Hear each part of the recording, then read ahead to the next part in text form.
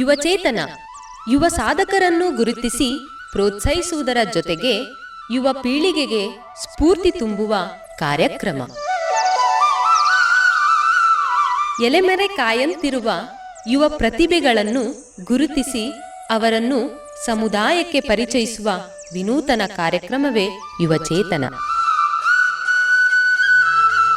ತಪ್ಪದೇ ಕೇಳಿ ಪ್ರತಿ ಬುಧವಾರ ಬೆಳಗ್ಗೆ 9:50 ಮರುಪ್ರಸಾರ ಗುರುವಾರ ಮಧ್ಯಾಹ್ನ 3:10 ನಿಮ್ಮ ನೆಚ್ಚಿನ ಜನಧ್ವನಿ 90.8 ಕಂಪನಾಂಕದಲ್ಲಿ.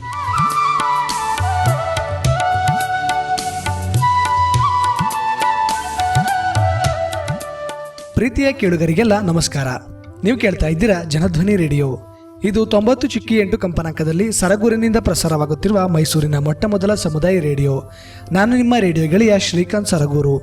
ಯುವ ಪ್ರತಿಭೆಗಳನ್ನು ಗುರುತಿಸಿ ಪ್ರೋತ್ಸಾಹಿಸುವುದರ ಜೊತೆಗೆ ಯುವ ಪೀಳಿಗೆಗೆ ಸ್ಫೂರ್ತಿ ತುಂಬುವ ಯುವಚೇತನ ಕಾರ್ಯಕ್ರಮಕ್ಕೆ ಆತ್ಮೀಯವಾದ ಸ್ವಾಗತವನ್ನು ಕೋರುತ್ತಿದ್ದೇನೆ. ಕೇಳುಗರೆ, ಇಂದಿನ ಯುವಚೇತನ ಕಾರ್ಯಕ್ರಮದಲ್ಲಿ CBSE central board of secondary education ಅಥವಾ ಕೇಂದ್ರೀಯ ಪ್ರೌಢಶಿಕ್ಷಣ ಮಂಡಳಿಯ SSLC ಪರೀಕ್ಷೆಯಲ್ಲಿ 95.4 ಅಂಕಗಳೊಂದಿಗೆ ತೇರ್ಗಡೆಯನ್ನು ಹೊಂದಿರುವಂತಹ ಯುವ ಪ್ರತಿಭೆ ನಮ್ಮೊಂದಿಗಿದ್ದಾರೆ. ಇವರ ತಂದೆ ಮೂಲತಃ ರೈತರಾಗಿದ್ದು ಇವರ ಸಂಪೂರ್ಣ ಸಹಕಾರ ಹಾಗೂ ಬೆಂಬಲದೊಂದಿಗೆ ಈ ಸಾಧನೆ ಸಾಧ್ಯವಾಗಿದ್ದು ಶಾಲೆಗೆ ಹಾಗೂ ತಾಲೂಕಿಗೆ ಕೀರ್ತಿ ತಂದಿರುವಂತಹ ವಿಚಾರವಾಗಿದೆ. ಹೀಗೆ CBSE SSLC ಪರೀಕ್ಷೆಯಲ್ಲಿ 95.4 ಅಂಕಗಳೊಂದಿಗೆ ತೇರ್ಗಡೆಯನ್ನು ಹೊಂದುವ ಮೂಲಕ ಶಾಲೆಗೆ ಪ್ರಥಮ ದರ್ಜೆಯಲ್ಲಿ ಪ್ರಥಮ ಸ್ಥಾನಕ್ಕೆ ಬಂದಿರುವಂತಹ ಸರಗೂರು ಪಟ್ಟಣದ ವಿವೇಕ ಸ್ಕೂಲ್ ಆಫ್ ಎಕ್ಸಲೆನ್ಸ್ ಶಾಲೆಯ ವಿದ್ಯಾರ್ಥಿನಿಯಾದ ಕುಮಾರಿ ಸೃಜನಶ್ರೀರವರು ಇಂದಿನ ಯುವಚೇತನ ಕಾರ್ಯಕ್ರಮದಲ್ಲಿ ನಮ್ಮ ಜೊತೆ ಇದ್ದಾರೆ. ಹಾಗಾದರೆ ಬನ್ನಿ, ಅವರ ಕಾರ್ಯಕ್ರಮಕ್ಕೆ ಸ್ವಾಗತಿಸಿ ಈ SSLC ಪರೀಕ್ಷೆಯಲ್ಲಿ 95.4 ಅಂಕಗಳೊಂದಿಗೆ ತೇರ್ಗಡೆಯನ್ನು ಹೊಂದಿದಂತಹ ಅನುಭವ, ಇದರ ಹಿಂದಿನ ಇವರ ಓದಿನ ಆಸಕ್ತಿ ಹಾಗೂ ಪರಿಶ್ರಮದ ಕುರಿತು, ಮುಂದಿನ ಭವಿಷ್ಯದ ಗುರಿಗಳ ಕುರಿತು ಮತ್ತಷ್ಟು ಮಾಹಿತಿಯನ್ನು ನಮ್ಮೊಂದಿಗೆ ಹಂಚಿಕೊಳ್ಳಲಿದ್ದಾರೆ. ಬನ್ನಿ, ಅವರ ಕಾರ್ಯಕ್ರಮಕ್ಕೆ ಸ್ವಾಗತಿಸೋಣ. ಸೃಜನಶ್ರೀ ಅವರೇ, ತಮಗೆ ಕಾರ್ಯಕ್ರಮಕ್ಕೆ ಆತ್ಮೀಯದ ಸ್ವಾಗತವನ್ನು ಕೋರ್ತಾ ಇದ್ದೀನಿ. ಧನ್ಯವಾದಗಳು. ನನ್ನನ್ನು ಇಲ್ಲಿ ಕರೆಸಿ ಇಂಟರ್ವ್ಯೂ ಮಾಡ್ತಿರೋದಕ್ಕೆ ತುಂಬ ಧನ್ಯವಾದಗಳು. ತಮಗೆ ಮೊದಲಿಗೆ ಅಭಿನಂದನೆಗಳು. ತಾವು CBSE SSLC ಪರೀಕ್ಷೆಯಲ್ಲಿ ತಾವು 95% ಅಂಕಗಳೊಂದಿಗೆ ತಾವು ಪ್ರಥಮ ದರ್ಜೆಯಲ್ಲಿ ಪ್ರಥಮ ಸ್ಥಾನವನ್ನು ಪಡ್ಕೊಂಡು ಉತ್ತೀರ್ಣರಾಗಿರುವಂಥದ್ದು ತುಂಬ ಖುಷಿಯ ವಿಚಾರ. ಅದರಲ್ಲಿ ತಮ್ಮ ಶಾಲೆಗೆ ಇದುವರೆಗೂ ಯಾರು ಪಡ್ಕೊಂಡಿರೋಂಥ ಅಂಕಗಳನ್ನು ತಾವು ಪಡ್ಕೊಂಡು ಒಂದು ಶಾಲೆಗೆ ಒಂದು ಕೀರ್ತಿಯನ್ನು ತಂದಿರುವಂಥದ್ದು ಭಾಳ ಖುಷಿಯ ವಿಚಾರ ಅನ್ನೋದನ್ನು ಹೇಳ್ತಾ ತಮಗೆ ಮತ್ತೊಮ್ಮೆ ಅಭಿನಂದನೆಗಳನ್ನು ತಿಳಿಸೋದಕ್ಕೆ ಇಷ್ಟಪಡ್ತೀನಿ. Thank you so much sir. ಮೊದಲಿಗೆ ತಮ್ಗೆ ಹೇಗೆ ಅನ್ನಿಸ್ತಿದೆ ಈ 95% ಅಂಕಗಳೊಂದಿಗೆ ಉತ್ತೀರ್ಣರಾಗಿರುವಂಥದ್ದು, ಪ್ರಥಮ ಸ್ಥಾನದಲ್ಲಿ ಶಾಲೆಗೆ ತಾವು ಬಂದಿರುವಂಥದ್ದು, ನಮ್ಮ ಸ್ಥಳೀಯವಾಗಿ ಇರುವಂಥ ಏಕೈಕ CBSE ಶಾಲೆಗೆ ತಾವು ಪ್ರಥಮ ಸ್ಥಾನವನ್ನು ಪಡ್ಕೊಂಡಿದ್ದೀರಾ. ತಮ್ಮ ಖುಷಿಯನ್ನು ನಮ್ಮ ಜೊತೆ ಹಂಚ್ಕೊಳ್ಳಿ. ಮೊದಲನೇದಾಗಿ 95.4% ಅನ್ನೋದು ಅಂದರೆ ನಮ್ಮ ಶಾಲೆಯಲ್ಲೇ ಅತ್ಯಂತ ಹೆಚ್ಚಿನ ಅಂಕ ಆಗಿರೋದ್ರಿಂದ ನನಗೂ ಸಹ ತುಂಬ ಖುಷಿ ಆಯಿತು. ನನ್ನ ಖುಷಿಗಿಂತ ಹೆಚ್ಚಾಗಿ ನಮ್ಮ ತಂದೆ ತಾಯಿ ಆಗಿರ್ಬೋದು ಅಥವಾ ನನ್ನ ರಿಲೇಟಿವ್ಸ್ ಆಗಿರ್ಬೋದು, ಅವರೆಲ್ಲರೂ ನನ್ನ ಅಂಕಗಳಿಂದ ಅಥವಾ ನನ್ನ ಸ್ಕೋರಿಂದ ತುಂಬ ಹೆಮ್ಮೆ ಪಟ್ಟರು, ತುಂಬ ಖುಷಿ ಆದರು. ಅದರೊಂದಿಗೆ ಶಾಲೆಯಲ್ಲಿ ಅಥವಾ ಶಾಲೆಗೇ ಫಸ್ಟ್ ರ್ಯಾಂಕ್ ಬಂದಿರೋದ್ರಿಂದ ಅದು ಸಹ ತುಂಬ ಖುಷಿಯಾದಂತಹ ವಿಚಾರವಾಗಿತ್ತು. ಹೇಳಬೇಕು ಅಂದರೆ ಒಟ್ಟಾರೆಯಾಗಿ ಆ ರಿಸಲ್ಟ್ ನೋಡಿ ನನಗೂ ತುಂಬ ಸ್ಯಾಟಿಸ್ಫ್ಯಾಕ್ಷನ್ ಅನ್ನೋದು ಬಂತು. ಸೊ ತುಂಬ ಖುಷಿಯಾಗಿದ್ದೀನಿ. ಹೀಗೆ ತಾವು ಪ್ರಸ್ತುತ SSLCಯಲ್ಲಿ ತಾವು ಈ ಒಂದು ಸಾಧನೆಯನ್ನು ಮಾಡಿದ್ದೀರಾ ಅಂತಂದರೆ, ಬಾಲ್ಯದಿಂದಲೂ ಪ್ರಾಥಮಿಕ ಶಿಕ್ಷಣದಲ್ಲೂ ತಾವು ಈ ರೀತಿ ಮುಂದೆ ಇದ್ರಾ? ಆಗಿಂದ ಹೇಗೆ ಓದ್ತಾ ಇದ್ರಿ? ಹೌದು, ಚಿಕ್ಕದಿಂದನೂ ಸಹ 3 ವರ್ಷ 4 ವರ್ಷ ಇರಬೇಕಾದ್ರೇ ನಮ್ಮ ಅಮ್ಮ, ನಮ್ಮ ತಾಯಿಯವರು ಬೇಸಿಕ್ಸ್ ಅನ್ನೋದನ್ನ ತುಂಬ ಚೆನ್ನಾಗಿ ಹೇಳ್ಕೊಟ್ಟಿದ್ರು. ಚಿಕ್ಕದ್ರಿಂದನೇ ನಾನು ಸ್ವಲ್ಪ ಹೇಳಬೇಕು ಅಂತಂದರೆ ಬೇರೆ ಮಕ್ಕಳಿಗೆ ಹೋಲಿಸ್ಕೊಂಡ್ರೆ ಫಾಸ್ಟ್ ಇದ್ದಿದ್ದು ಸಹ ನಿಜ. ಸೊ ಚಿಕ್ಕದ್ರಿಂದನೇ CBSE ಬೋರ್ಡಲ್ಲೇ ಚೆನ್ನಾಗಿ ಓದ್ತಿದ್ದೆ. ಓದೋದೊಂದು ನನ್ನ ಆಸಕ್ತಿ ಆಗಿತ್ತು ಚಿಕ್ಕದ್ರಿಂದ ಹೇಳಬೇಕು ಅಂತಂದರೆ. ಆದರೆ ಚಿಕ್ಕದ್ರಿಂದನೇ ಮೊದಲನೇ ರ್ಯಾಂಕ್ ಬರದೇ ಇದ್ದರೂ ಸಹ ಆಲ್ಮೋಸ್ಟ್ ಈ ಟಾಪರ್ಸ್ ಲಿಸ್ಟಲ್ಲಿ ಬರ್ತಿದ್ದೆ. ಸೊ ಚಿಕ್ಕದ್ರಿಂದ ವಿದ್ಯಾಭ್ಯಾಸದಲ್ಲಿ ಒಂದು ರೀತಿ ಮುಂದೆನೇ ಇದ್ದೆ. ಆ ಒಂದು ನಮ್ಮ ಅಪ್ಪ ಅಮ್ಮನ ಸಹಕಾರದಿಂದ ಅವರೇ ನನ್ನ ಪ್ರೋತ್ಸಾಹಿಸಿದ್ರು. ಆ ಒಂದು ಅವ್ರ ಎಫರ್ಟ್ಸಿಂದ ಇವತ್ತು 10th ಒಂದು ಒಳ್ಳೆ ರಿಸಲ್ಟ್ನ ಪಡ್ಕೊಂಡು ಇಲ್ಲಿ ನಿಮ್ಮ ಮುಂದೆ ಇದ್ದೀನಿ. ಯಾವ ತರಗತಿಯಿಂದ ತಾವು ಈ ನಮ್ಮ ಶಾಲೆಯಲ್ಲಿ ಓದ್ತಾ ಬರ್ತಾ ಇದ್ದೀರಾ? ನಾನು ಫಸ್ಟ್ ಸ್ಟ್ಯಾಂಡರ್ಡಿಂದನೂ ಸಹ ವಿವೇಕ ಸ್ಕೂಲ್ ಆಫ್ ಎಕ್ಸಲೆನ್ಸ್ ಶಾಲೆಯಲ್ಲೇ ಓದ್ತಿರೋದು. ಹಾಗಿದ್ರೆ ತಾವು ಈ ಒಂದು ಹಂತದಲ್ಲಿ ಪ್ರಸ್ತುತ ದಿನದಲ್ಲಿ ಕೂತಿದ್ದೀರಾ ಅಂದರೆ ಅದಕ್ಕೆ ತಾವು ತರಗತಿಯಲ್ಲಿ ಕೇಳಿದಂಥ ಪಾಠಗಳಾಗಿರ್ಬೋದು, ಶಿಕ್ಷಕರು ತಮಗೆ ಬೋಧನೆ ಮಾಡೋದಾಗಿರ್ಬೋದು, ಇದೆಲ್ಲ ಪ್ರಮುಖವಾಗಿ ಕಾರಣವಾಗುತ್ತೆ. ತರಗತಿಯಲ್ಲಿ ತಮಗೆ ಪಾಠಗಳನ್ನು ಯಾವ ರೀತಿಯೆಲ್ಲ ಬೋಧನೆ ಮಾಡ್ತಾ ಇದ್ರು, ಇತರೆ ಶಾಲೆಗೆ ಹೋಲಿಸ್ಕೊತು ಅಂದರೆ CBSE ಶಾಲೆಗೂ ಎಷ್ಟೆಲ್ಲ ಪಠ್ಯಕ್ರಮದಲ್ಲಿ ವ್ಯತ್ಯಾಸಗಳಿರುತ್ತೆ? ಸೊ ನೀವು ಮೊದಲನೇದಾಗಿ ಕೇಳ್ತಿರೋ ಹಾಗೆ CBSE ಅಂತಂದರೆ ಸ್ಟೇಟ್ ಸಿಲೆಬಸ್ಸು CBSE ಎರಡೂ ಸಹ ಒಂದೇ ಪಠ್ಯಕ್ರಮನ ಫಾಲೋ ಮಾಡಿದ್ರೂ ಸಹ ಅಲ್ಲೊಂದು ಲೆವೆಲ್ ಆಫ್ ಡಿಫಿಕಲ್ಟಿ ಇರುತ್ತಲ್ಲ ಅದು ಚೇಂಜ್ ಆಗುತ್ತೆ. CBSE ನೋಡೋದಂತಾದರೆ ಕ್ವೆಶನ್ಸ್ ಅವರು ಏನು ಅದ್ರದ್ದು ಕಷ್ಟ ಎಷ್ಟಿರುತ್ತೆ ಅದ್ರ ಡಿಫಿಕಲ್ಟಿ ಲೆವೆಲ್ ತುಂಬ ಹೈ ಇರುತ್ತೆ. ಸೊ ನಾವು ಅದೇ ಟೆಕ್ಸ್ಟ್ ಬುಕ್ ಓದಿದ್ರೂ ಸಹ ನಾವು ಎಕ್ಸ್ಟ್ರಾ ಎಫರ್ಟ್ ಹಾಕಿ ಇನ್ನೂ ಆಳವಾಗಿ ಅಧ್ಯಯನ ಮಾಡಿ ನಮ್ಮನ್ನು ನಾವು ಟ್ರೈನ್ ಮಾಡ್ಕೋಬೇಕು. CBSE ಲೆವೆಲ್ ಅಂತಂದರೆ ಆಲ್ ಓವರ್ ಇಂಡಿಯಾ ನಡೆಯೋದ್ರಿಂದ ತುಂಬ ಕಾಂಪಿಟೇಷನ್ ಉಂಟಿರುತ್ತೆ. ಆ ಕಾಂಪಿಟೇಷನಲ್ಲಿ ನಾವು ಮುಂದೆ ಬರಬೇಕು ಅಂತಂದರೆ ಬಹಳಷ್ಟು ಪ್ರಾಕ್ಟೀಸ್ ಬೇಕಾಗುತ್ತೆ. ಸೊ ಆ ರೀತಿಯಲ್ಲಿ CBSE ಒಂದು ರೀತಿಲಿ ಮುಂದೆ ಇದೆ, ಅದೊಂದು ಕಷ್ಟ ಲೆವೆಲ್ ಆಫ್ ಡಿಫಿಕಲ್ಟಿಲಿ. ಮತ್ತು ನಮ್ಮ ಟೀಚರ್ಸ್, ನಮ್ಮ ಶಾಲೆ ಅಂತ ಹೇಳೋದಾದರೆ ನಮ್ಮ ಶಾಲೆಯಲ್ಲಿ ಇದೊಂದು ಪಠ್ಯಕ್ರಮನ ಫಾಲೋ ಮಾಡೋದಕ್ಕಿಂತ ಹೆಚ್ಚಾಗಿ ಇದೊಂದು ಹೋಲಿಸ್ಟಿಕ್ ಲರ್ನಿಂಗ್ ಅಂತ ಹೇಳ್ಬೋದು. ಸೊ ಅವರು ವ್ಯಾಲ್ಯೂ ಬೇಸ್ಡ್ ಲರ್ನಿಂಗ್ ಸಹ ಅಂತಂದರೆ ಮೌಲ್ಯಗಳ ಬಗ್ಗೆ ಅವರು ಬರೀ ಟೆಕ್ಸ್ಟ್ ಬುಕ್ಕಲ್ಲಿರೋ ಸಾಲುಗಳನ್ನ ಹೇಳ್ಕೊಡೋದಷ್ಟೇ ಅಲ್ದೇ ಮಕ್ಕಳಿಗೆ ಹೇಗೆ ಜೀವನದಲ್ಲಿ ಮುಂದೆ ತರಬಹುದು, ಅವ್ರಿಗೆ ಯಾವ ರೀತಿಯಲ್ಲಿ ಅವರು ಒಂದು ಒಳ್ಳೆ ಆಗೋದಕ್ಕೆ ಸಹಾಯ ಮಾಡಬಹುದು, ಆ ರೀತಿಯಲ್ಲಿ ಒಂದು ಗಮನನ ಹರಿಸಿ ಅವರು ನಮ್ಮೆಲ್ರಿಗೂ ಸಹ ಸಹಾಯ ಮಾಡ್ತಿದ್ರು. ನಮ್ಮ ಕ್ಲಾಸ್ ಟೀಚರ್ ದಿವ್ಯಾ ಮ್ಯಾಮ್ ಆಗಿರ್ಬೋದು, ನಮ್ಮ ಜ್ಯೋತಿ ಮ್ಯಾಮ್, ನಾರಾಯಣ್ ಸರ್, ಜರಾಲ್ಡ್ ಸರ್, ಇವರೆಲ್ಲರೂ ಸಹ ನಮ್ಮ ತರಗತಿ ಅಂದರೆ ನಮಗೆ ಸಬ್ಜೆಕ್ಟ್ ಟೀಚರ್ಸ್ ಆಗಿದ್ರು. ಎಲ್ಲರೂ ಸಹ ಕೇವಲ ಸಬ್ಜೆಕ್ಟನ್ನು ತಗೊಳ್ಳೋದಷ್ಟೇ ಅಲ್ಲದೆ ಓವರಾಲ್ ಆಗಿ ನಮಗೆ ತುಂಬ ಕೇರ್ ಮಾಡ್ತಿದ್ರು. ಹೇಗೆ ಮಕ್ಕಳನ್ನ ಮುಂದೆ ತರೋದು, ಅವ್ರಿಗೆ ಹೇಗೆ ಅವರು ವಿದ್ಯಾಭ್ಯಾಸದಲ್ಲಿ ಮುಂದೆ ತರಬಹುದು ನಾವು, ಅದಕ್ಕಂತಲೇ ಅಂತ ಅವ್ರು ತುಂಬ ಪರಿಶ್ರಮ ಪಟ್ಟಿದ್ದಾರೆ. ಸೊ ಕ್ರೆಡಿಟ್ಸ್ ನಮ್ಮ ಟೀಚರ್ಸ್ಗೂ, ನಮ್ಮ ಮ್ಯಾನೇಜ್ಮೆಂಟ್, ನಮ್ಮ ಸ್ಕೂಲ್ ಅವ್ರಿಗೂ ಸಹ ಹೋಗುತ್ತೆ. ಸೊ ಅವರು ಬರೀ ಇದು ನಮ್ಮ ಮಾರ್ಕ್ಸ್ ಅಷ್ಟೇ ಅಲ್ಲದೆ ನಮ್ಮ ಮಕ್ಕಳನ್ನ ನಾವು ಮುಂದೆ ತರಬೇಕು ಅನ್ನೋ ಒಂದು ಇದರಿಂದ ಅವರು ಸಹ ಪರಿಶ್ರಮ ಪಟ್ಟಿರೋದುಂಟು. ಸೊ ಹಾಗಾಗಿ ನಾವೇನು 100% ರಿಸಲ್ಟ್ ಕೊಟ್ಟಿದ್ದೀವಿ ಅದು ಅವರಿಂದನೂ ಸಹ ಸಾಧ್ಯ ಆಗಿದೆ ಅಂತ ಹೇಳ್ತೀನಿ. ಹಾಗಿದ್ರೆ ತಾವು ಒಂದು ಉನ್ನತ ಅಂಕಗಳನ್ನು ಗಳಿಸ್ಕೊಳ್ಳೋ ನಿಟ್ಟಿನಲ್ಲಿ ತರಗತಿಯಲ್ಲಿ ಮಾಡಿದಂಥ ಪಾಠಗಳನ್ನು ಮನೆಯಲ್ಲಿ ಬಂದು ಅಭ್ಯಾಸ ಮಾಡೋದಾಗಿರ್ಬೋದು, ಮನೆಯಲ್ಲಿ ತಮಗೆ ಒಂದು ಓದಿನ ವಾತಾವರಣ ಸೃಷ್ಟಿ ಮಾಡ್ಕೊಳ್ಳೋ ನಿಟ್ಟಿನಲ್ಲಿ ಪೋಷಕರು ಯಾವ ರೀತಿ ಎಲ್ಲ ತಮಗೆ ಬೆಂಬಲವಾಗಿದ್ರು? ಶಾಲೆಯಲ್ಲಿ ಏನು ಪಾಠ ಮಾಡ್ತಿದ್ರು ತುಂಬ ಚೆನ್ನಾಗಿ ಪಾಠ ಮಾಡ್ತಿದ್ರು. ಸೊ ಅದನ್ನು ಅಲ್ಲಿ ಏನು ಪಾಠ ಮಾಡ್ತಿದ್ದೆ ಅಂದರೆ ನಾನು ಸ್ವಲ್ಪ ಡಿಫ್ರೆಂಟಾಗಿ ಓದ್ತಿದ್ದವಳು. ಅಂತಂದರೆ ಶಾಲೆಯಲ್ಲಿ ಅಂದರೆ ಟೈಮಿಂಗ್ಸ್ ಲಿಮಿಟೆಡ್ ಆಗಿರೋದ್ರಿಂದ ಒಂದು ಪೀರಿಯಡಲ್ಲಿ ಒಂದಿಷ್ಟು ಟಾಪಿಕ್ ಅಂತ ಅಷ್ಟೇ ಕವರ್ ಮಾಡ್ತಿದ್ರು. ಆದರೆ ನಾನೇನು ಮಾಡ್ತಿದ್ದೆ ಅಂತಂದರೆ ಒಂದು ದಿನದಲ್ಲಿ ಒಂದು ಚಾಪ್ಟರ್ ಅಂತ, ಅವ್ರು ಮುಂದೆ ಹೋಗಿದ್ದಾರೋ ಅಥವಾ ಹಿಂದೆ ಇದ್ದಾರೋ ಅಂದರೆ ಒಂದು ರೀತಿಯಲ್ಲಿ ಮುಂದೆನೇ ಇರ್ತಿದ್ದೆ ನಮ್ಮ ಟೀಚರ್ಸ್ಗಿಂತ. ಸೊ ಒಂದು ದಿನದಲ್ಲಿ ಒಂದು ಚಾಪ್ಟರ್ ಅಂತ ತೊಗೊಂಡು ಅದನ್ನು ಸಂಪೂರ್ಣವಾಗಿ ಓದಿ ಮುಗಿಸ್ಬಿಡ್ತಿದ್ದೆ. ಆ ರೀತಿ ಅವ್ರು ಏನು ಮಾಡ್ತಿದ್ದಾರೆ ಅದನ್ನು ಸಹ ಓದ್ಕೊಂಡು ನಾನೆಷ್ಟು ಮುಂದೆ ಹೋಗ್ಬೋದು, ನಾನೆಷ್ಟು ಕಲಿಬೋದು ಅನ್ನೋದನ್ನು ಸಹ ತಲೆಯಲ್ಲಿ ಇಟ್ಕೊಂಡು ನಾನು ಮನೆಯಲ್ಲಿ ಅಭ್ಯಾಸ ಮಾಡ್ತಿದ್ದೆ. ಇನ್ನು ನನ್ನ ತಂದೆ ತಾಯಿ ಅವರು ಮನೆಯಲ್ಲಿ ಒಂದು ಒಳ್ಳೆ ಓದೋದಕ್ಕೆ ಅಂತ ವಾತಾವರಣ ಸೃಷ್ಟಿ ಮಾಡಿಕೊಟ್ಟಿದ್ದಾರೆ. ಅವ್ರಿಗೂ ಸಹ ಎಜುಕೇಷನ್ ಅನ್ನೋದು ತುಂಬ ಮುಖ್ಯವಾದ ಅಂಶ ಅಂತ ಹೇಳ್ಬೋದು. ಚಿಕ್ಕದಿಂದ ಸಪೋರ್ಟ್ ಮಾಡ್ತಿದ್ದಾರೆ. ಇವಾಗ್ಲೂ ಅಷ್ಟೇ ನನಗೆ ಏನೇನು ರಿಸೋರ್ಸಸ್ಗಳು ಬೇಕು, ಯಾವ ರೀತಿ ಸಹಾಯ ಎಲ್ಲ ಮಾಡ್ಬೋದು, ಒಂದು ರೀತಿಯೂ ನನಗೆ ಯಾವ ರೀತಿಯಲ್ಲೂ ಅವರು ಕೊರತೆ ಮಾಡಿಲ್ಲ. ಯಾವಾಗಲೂ ಸಪೋರ್ಟೇ ಮಾಡ್ತಿದ್ರು. ಮನೇಲಿ ಯಾವಾಗಲೂ ಒಂದು ವಾತಾವರಣ ಇರ್ತಿತ್ತು. ಅಂದರೆ ನನ್ನ ತಮ್ಮ ಏನಾದರೂ ಗಲಾಟೆ ಮಾಡ್ತಿದ್ದಾನೆ ಅಥವಾ ಏನಾದರೂ ಮಾಡ್ತಿದ್ದಾನೆ ಅಂತಂದರೆ ಎಲ್ಲ ವಾತಾವರಣ ಎಲ್ಲ ನಾರ್ಮಲ್ ಮಾಡಿಬಿಟ್ಟು ಇವ್ರು ಓದ್ಕೊಳ್ಳಿ ಅಂತ ಬಿಡ್ತಿದ್ರು. ಸೊ ಆ ಒಂದು ರೀತಿಯಲ್ಲಿ ತುಂಬ ಸಪೋರ್ಟ್ ಮಾಡಿ ಓದೋದಕ್ಕೆ ಅಂತ ಒಂದು ಒಳ್ಳೆ ಎನ್ವೈರನ್ಮೆಂಟ್ ಕೊಟ್ಟಿದ್ದಾರೆ. ತಾವು 10ನೇ ತರಗತಿ ಶಾಲಾ ದಿನಗಳು ಆರಂಭ ಆದಂಥ ಸಂದರ್ಭದಲ್ಲಿ ಆ ಆರಂಭ ದಿನಗಳಿಂದನೂ ತಾವು ಈ ಪರೀಕ್ಷೆ ಕುರಿತು ಗಮನವನ್ನು ಇಟ್ಕೊಂಡು ಓದಲಿಕ್ಕೆ ಶುರು ಮಾಡಿದ್ದು ಉಂಟಾ, ಅಥವಾ ಪರೀಕ್ಷೆ ಹತ್ರ ಬರ್ತಿದ್ದಂಗೆ ತಾವು ಹೆಚ್ಚಿನ ಗಮನ ಕೊಟ್ಟು ಓದಲಿಕ್ಕೆ ಶುರು ಮಾಡ್ತೀರಾ? ಇದೊಂದು ಹೇಳಬೇಕು ಅಂತಂದರೆ ಎಲ್ರಿಗೂ ಇದ್ದೇ ಇರುತ್ತೆ. ಅಂದರೆ ವರ್ಷ ಶುರು ಆಗ್ತಿದೆ ಅಂದ ತಕ್ಷಣ ನಾನು ಎಕ್ಸಾಮಲ್ಲಿ ತುಂಬ ಒಳ್ಳೆ ಅಂಕ ಗಳಿಸ್ಬೇಕು, ರ್ಯಾಂಕ್ ಬರಬೇಕು ಅಂತೆಲ್ಲ ತಲೆಯಲ್ಲಿ ಇಟ್ಕೊಂಡು ಅವರು ಗುರಿನ ಇಟ್ಕೊತಾರೆ. ಆದರೆ ಮಧ್ಯದಲ್ಲಿ ಏನಾಗುತ್ತೆ ಅಂತಂದರೆ ಸ್ಪೋರ್ಟ್ಸ್ ಆಗಿರ್ಬೋದು, ಅಲ್ಲಿ ಕಲ್ಚರಲ್ ಇವೆಂಟ್ಸ್ ಆಗಿರ್ಬೋದು, ಮಧ್ಯದಲ್ಲಿ ಆ ಕಡೆ ಈ ಕಡೆ ಹೋಗೋದುಂಟು. ಸೊ ಸ್ಟಾರ್ಟಿಂಗಲ್ಲಿ ನನಗೂ ಸಹ ಒಂದು ಈ ಗುರಿ ಅನ್ನೋದಿತ್ತು, ಒಂದು ಒಳ್ಳೆ ಅಂಕ ತೊಗೊಂಡು ಶಾಲೆಗೆ ಒಂದು ಒಳ್ಳೆ ಹೆಸರು ತೊಗೊಬರ್ಬೇಕು ಅಂತ. ಆದರೆ ಹೇಳ್ದಾಗೆ ಬೇರೆ ಆ್ಯಕ್ಟಿವಿಟೀಸ್ ಎಲ್ಲ ನಡೀತಿರುತ್ತಲ್ಲ ಶಾಲೆಯಲ್ಲಿ. ಸೊ ಅದರಿಂದ ಕೆಲವೊಂದ್ಸಲಿ ಅಂದರೆ ದಿನ ಓದೋಕ್ಕಾಗದೇ ಇದ್ರೂ ಸಹ ನಮ್ಮ ಶಾಲೆಯಲ್ಲಿ ಒಂದು ವಿಶೇಷತೆ ಏನಪ್ಪ ಅಂತಂದರೆ ಅವರು ವೀಕ್ಲಿ ಟೆಸ್ಟ್ ಮಾಡಿಸ್ತಿದ್ರು, ಚಾಪ್ಟರ್ ವೈಸ್ ಟೆಸ್ಟ್ಗಳು ಕೊಡ್ತಿದ್ರು. ಸೊ ಟೆಸ್ಟ್ ಅನ್ನೋದು ಬರ್ತಾನೆ ಇರ್ತಿತ್ತು. ಅದಕ್ಕೆ ನಮಗೆ ಗ್ಯಾಪ್ ಕ್ರಿಯೇಟ್ ಆಗ್ತಿರ್ಲಿಲ್ಲ. ಏನಾದರೂ ಓದಿಲ್ಲ ಅಂತಂದರೆ ತಕ್ಷಣ ಹೋಗ್ಬಿಟ್ಟು ಮನೇಲಿ ಏನಾದರೂ ಸರಿ ಓದಲೇಬೇಕಿರ್ತಿತ್ತು. ಒಂದೊಂಥರ ಮೆಂಟಲ್ ಪ್ರೆಷರ್ ಇರ್ತಿತ್ತು, ಓದಲೇಬೇಕು ಇನ್ನು ಎಕ್ಸಾಮ್ಗಾದ್ರೂ ಅಂತ. ಸೊ ಗುರಿ ಅಲ್ದಿದ್ರು ಸಹ ಟೆಸ್ಟ್ ಇದೆಯಲ್ಲ ಅಂತಾದರೂ ಓದ್ಕೊಂಡು ಆಲ್ಮೋಸ್ಟ್ ಸಿಲೆಬಸ್ ಎಲ್ಲ ನೀಟಾಗಿ ಕವರ್ ಆಗೋಗಿತ್ತು. ಸೊ ಇನ್ನೇನು ಬೋರ್ಡ್ ಎಕ್ಸಾಮ್ ಬರ್ತಿದೆ ಅಂದ ತಕ್ಷಣ ಅವರು ಇನ್ನೂ ಚೆನ್ನಾಗಿ ಓದ್ಕೊಳ್ಳೋದಕ್ಕೆ ನಮ್ಮ ಶಾಲೆ ಮತ್ತು ನಮ್ಮ ಟೀಚರ್ಸ್ ತುಂಬ ಪ್ರೋತ್ಸಾಹ ಮಾಡಿದ್ರು. ಮಾಕ್ ಟೆಸ್ಟ್ ಅಂದರೆ ಸ್ಯಾಂಪಲ್ ಪೇಪರ್ಸ್ ಕೊಡೋದಾಗಿರ್ಬೋದು, ಪ್ರಾಕ್ಟೀಸ್ ಕ್ವಶನ್ಸ್ ಕೊಡೋದಾಗಿರ್ಬೋದು, ತುಂಬ ಆ ಥರ ಟ್ರೈನಿಂಗ್ ಕೊಟ್ಟಿದ್ದಾರೆ. ಈ ಓದಿನ ಜೊತೆಗೆ ಶಾಲೆಯಲ್ಲಿ ನಡೆದಿದ್ದಂಥ ಇತರ ಸಾಂಸ್ಕೃತಿಕ ಚಟುವಟಿಕೆಗಳಾಗಿರ್ಬೋದು, ಪಠ್ಯೇತರ ಚಟುವಟಿಕೆಗಳಾಗಿರ್ಬೋದು, ಇದರಲ್ಲೆಲ್ಲ ಭಾಗವಹಿಸಿದ್ದು ಉಂಟಾ ತಾವು? ಅಂದರೆ 10th ಜಾಸ್ತಿ ಭಾಗವಹಿಸಿಲ್ಲ ಅಂತಂದ್ರೂ ಸಹ ಒಂದು ರೇಂಜಲ್ಲಿ ನಾನು ಭಾಗವಹಿಸಿದ್ದೀನಿ. ಅಂದರೆ ನಾನು ಹೌಸ್ ಕ್ಯಾಪ್ಟನ್ ಆಗಿದ್ದೆ. ನಮ್ಮ ಸತ್ಯ ಅಹಿಂಸಾ ಸೇವಾ ತ್ಯಾಗ ಅಂತ ಏನು 4 ತಂಡಗಳು ಮಾಡಿದ್ದಾರೆ, ಅದರ ಹೌಸ್ ಕ್ಯಾಪ್ಟನ್ ಆಗಿದ್ದೆ. ಮತ್ತು ಈ ರೀತಿ ವಾರ ವಾರ ಒಂದು ಚಟುವಟಿಕೆಗಳು ಅಂತ ನಡೆಸ್ತಾರೆ. ಸೊ ಅದರಲ್ಲಿ ಬಹಳಷ್ಟು ಸಲ ನಮ್ಮ ತಂಡಕ್ಕೋಸ್ಕರ ಅಂತ ಭಾಗವಹಿಸಿದ್ದೀನಿ. ಇದರ ಪೋಸ್ಟರ್ಸ್ ಮಾಡೋದಾಗಿರ್ಬೋದು, ಚಿತ್ರಪಟ ಮಾಡೋದಾಗಿರಬಹುದು, ಮತ್ತು ಸ್ಪೋರ್ಟ್ಸ್ ಇವೆಂಟ್ಗಳಲ್ಲಿ ಕಬಡ್ಡಿ ಆಡಿದ್ದೀನಿ, ಥ್ರೋಬಾಲ್ ಆಡ್ತಿದ್ದೆ.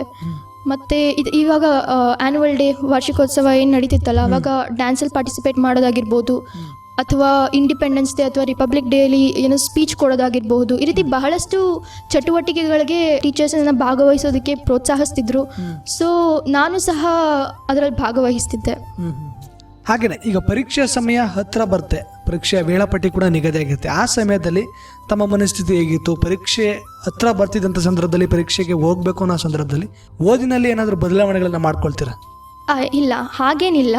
ಅಂದರೆ ತುಂಬ ಜನ ಮಕ್ಕಳಿಗೆ ಏನಿರುತ್ತೆ ಅಂತಂದರೆ, ಪರೀಕ್ಷೆ ಅನ್ನೋದು ಒಂಥರ ಅವ್ರಿಗೆ ವಿಲನ್ ಥರ ಆಗಿಬಿಟ್ಟಿರುತ್ತೆ. ಪರೀಕ್ಷೆ ಬಂತು ಅಂತಂದರೆ ಅದನ್ನೇ ಒಂಥರಲ್ಲ, ನಮಗೂ ಮತ್ತು ಪರೀಕ್ಷೆಗೂ ಮಧ್ಯದಲ್ಲಿ ಸಿಕ್ಕಾಪಟ್ಟೆ ಆಗದೇ ಇರೋವಂತಹ ಒಂದು ಮನಸ್ಥಿತಿಗಳಿರುತ್ತೆ. ಈ ಪರೀಕ್ಷೆ ಯಾಕಾದರೂ ಬಂತೋ ಅನ್ನೋ ಥರ ಇರುತ್ತೆ. ಬಟ್ ನನ್ನ ಕೇಸಲ್ಲಿ ಏನಪ್ಪ ಅಂತಂದರೆ, ನನಗೆ ಪರೀಕ್ಷೆಯಿಂದ ಅಷ್ಟೊಂದು ಭಯ ಆಗಿರ್ಬೋದು ಅಥವಾ ನನಗೆ ಇಷ್ಟ ಇಲ್ಲ ಅನ್ನೋದಾಗಿರಬಹುದು, ಈ ರೀತಿ ಯಾವುದೂ ಸಹ ಇರ್ತಿರ್ಲಿಲ್ಲ.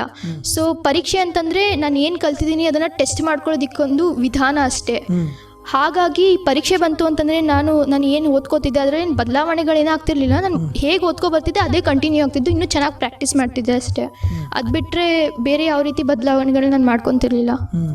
ಹಾಗೆಯೇ ಈ SSLC ಅನ್ನೋದು ತಮ್ಮ ಒಂದು ಶೈಕ್ಷಣಿಕ ಹಾದಿಯಲ್ಲಿ ಪ್ರಮುಖವಾದಂಥ ಘಟ್ಟ.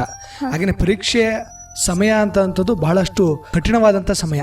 ಆ ಸಮಯದಲ್ಲಿ ತಮ್ಮ ಒಂದು ವೈಯಕ್ತಿಕ ಆರೋಗ್ಯವನ್ನು ಕಾಪಾಡ್ಕೊಳ್ಳೋದಾಗಿರ್ಬೋದು, ಪರೀಕ್ಷೆಗೆ ಅದು ಏನಾದರೂ ಯಾವುದೇ ರೀತಿ ತೊಂದರೆಯನ್ನು ಮಾಡ್ಕೊಳ್ಳದೆ ಒಂದು ಆರೋಗ್ಯ ಸ್ಥಿತಿಯನ್ನು ಕಾಪಾಡ್ಕೊಳ್ಳೋದು ಕೂಡ ಒಂದು ಬಹಳ ಮುಖ್ಯವಾಗಿರುತ್ತೆ.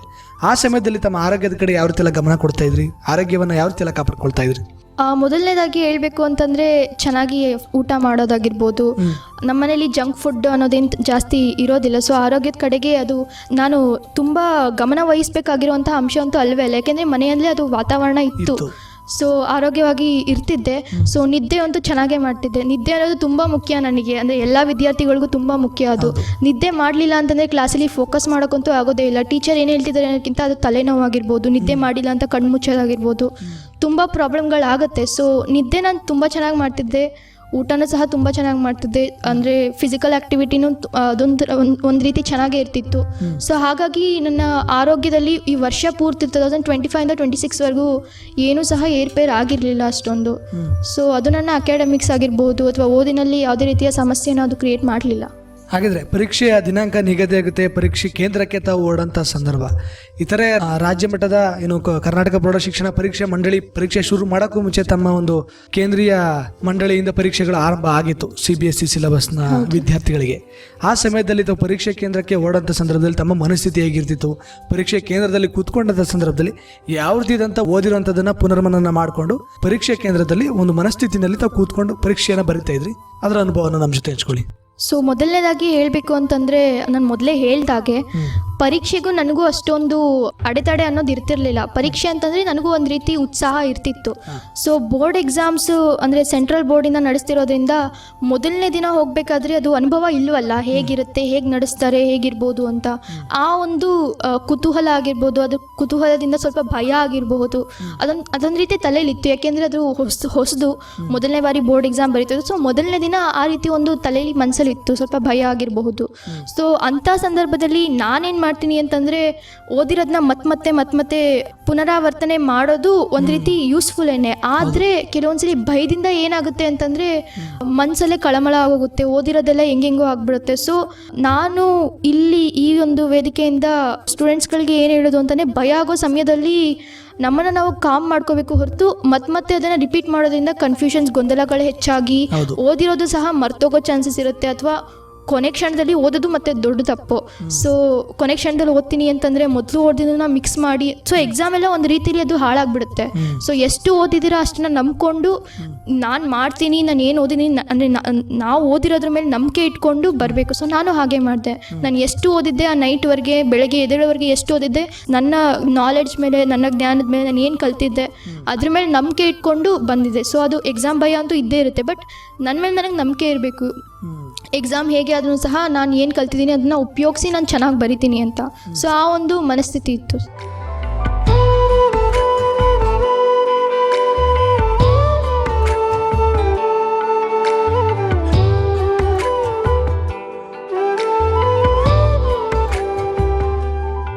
ಹಾಗೆಯೇ ಕೆಲವೊಂದು ವಿದ್ಯಾರ್ಥಿಗಳು ಶಾಲಾ ಆರಂಭದ ದಿನಗಳಲ್ಲೂ ಒಂದು ನಿಯಮಿತವಾಗಿ ಓದಿದ್ರು, ಪರೀಕ್ಷೆ ಹತ್ರ ಬರ್ತಿದ್ದಂಗೆ ಅತಿ ಹೆಚ್ಚು ಒತ್ತು ಕೊಟ್ಟು ಓದುವಂಥದ್ದು, ಹಗಲು ರಾತ್ರಿ ಓದುವಂಥದ್ದು, ಈ ಥರ ಒಂದು ಅಭ್ಯಾಸವನ್ನು ಮಾಡಲಿಕ್ಕೆ ಶುರು ಮಾಡಿಬಿಡ್ತಾರೆ ಪರೀಕ್ಷೆ ಸಮಯ ಹತ್ರ ಬಂತಿದ್ದಂಗೆ. ಆ ಥರ ಮಾಡುವಂಥದ್ದು ಸರಿ ಅಥವಾ ತಪ್ಪು ಅಂತ ತಮ್ಮ ಅನುಭವದ ಪ್ರಕಾರ ತಾವೇನು ಹೇಳೋಕ್ಕೆ ಇಷ್ಟಪಡ್ತೀರಾ?